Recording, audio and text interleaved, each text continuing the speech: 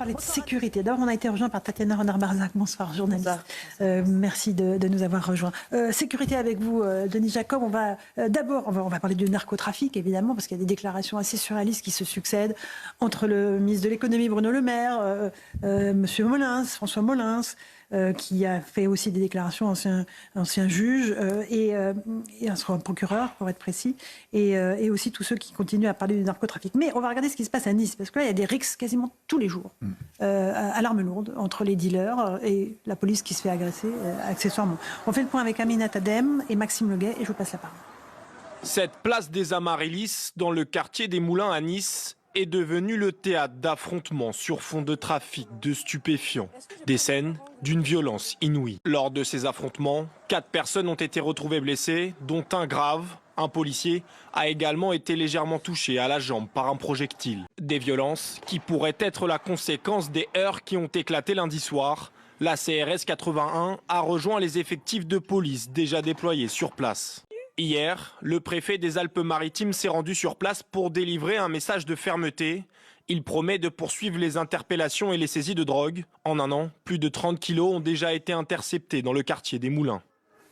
Encore une fois, Denis Jacob, on a l'impression que tout est en train de basculer dans notre pays, notamment sur ce qui concerne le trafic de drogue. Vous confirmez que c'est un combat absolument inégal qui est en train de se jouer entre la police et les narcotrafiquants ? Ah mais déjà, visiblement ça étonne beaucoup de monde, mais moi ça ne m'étonne pas. Oui. Ça ne m'étonne pas, ça fait des années que ça dure. Aujourd'hui, tout le monde a l'air de se réveiller en disant « Oh là là, mais qu'est-ce qui se passe en France ?» Mais il n'y a rien de nouveau.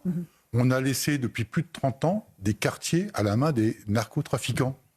Donc, à un moment donné, ils ne se cachent même plus. Ils se règlent leurs comptes entre eux, puisque de toute façon, les services publics ne sont plus présents. Alors là, il y a une conscience politique qui est prise, avec des opérations de grande ampleur qui sont conduites. Il faut le faire, bien évidemment. Il ne faut pas laisser le terrain aux voyous et aux criminels. Bien évidemment qu'il faut le faire, qu'il faut déstabiliser tous ces trafics, mais que les choses soient claires. On va le faire 1 semaine, 2 semaines, 3 semaines, et puis après, ça va recommencer. Mais c'est terrible de vous entendre dire ça. Mais non, parce que moi, ça fait plus de 15 ans que j'essaye de le faire entendre à tous les politiques qui se sont succédés. Aujourd'hui, on s'attaque aux conséquences.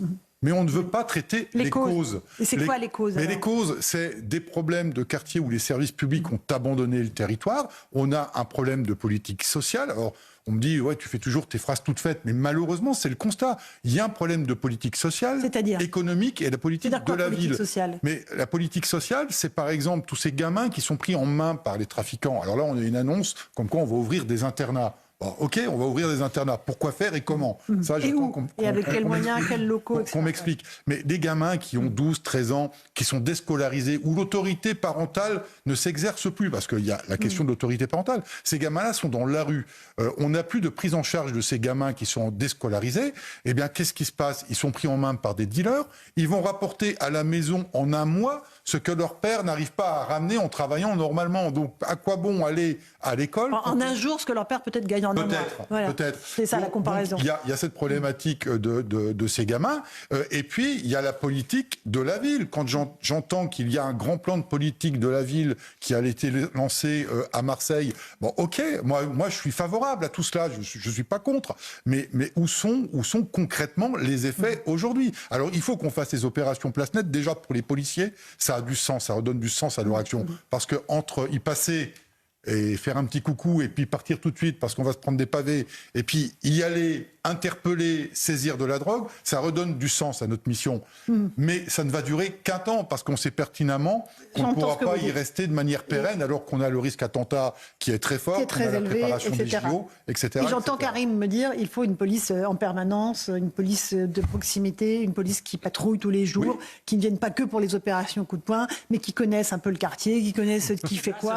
Alors qu'en pensent les policiers de ça? Écoutez, le problème de la drogue, il n'y a pas de cartel en France et fort heureusement pas encore, mais c'est la régulation du trafic international, la coopération entre les pays. Tant qu'il n'y aura pas une accentuation de cette coopération internationale, on ne réglera rien. On parlait du port du Havre, on sait que ça arrive soit par le Havre, soit par Marseille, on sait que ça arrive. Soit par l'Espagne.